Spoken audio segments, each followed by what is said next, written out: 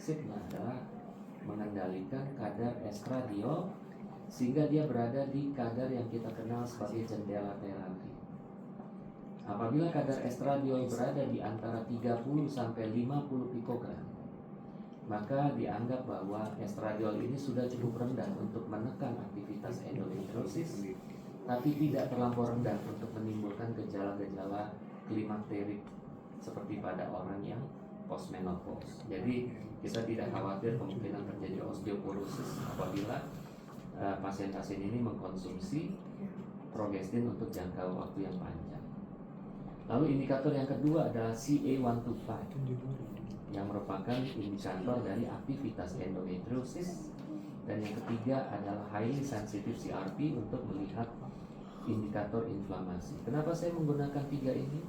Karena tujuan dari progestin treatment atau agonis treatment adalah pertama pasti ingin menekan estradiol. Diharapkan kalau estradiol tertekan maka aktivitas endometriosis akan tertekan.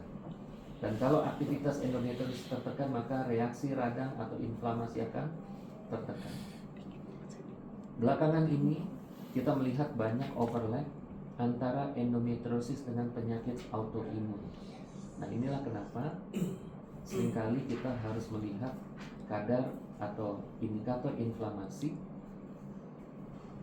yang lain agar kita tahu kalau misalnya aktivitas endometriosis sudah rendah tapi pain-nya masih muncul, maka bisa terjadi karena ada sumber inflamasi yang lain. Kalau memang ada indikasi indikator CRP yang masih tinggi. Inilah kenapa kita menggunakan 3 pemeriksaan lab ini untuk menganalisis kejadian-kejadian selama pasien menggunakan progestin. Demikian. Ya, ini adalah ciptaan kita di sini. Di dunia belum ada rejim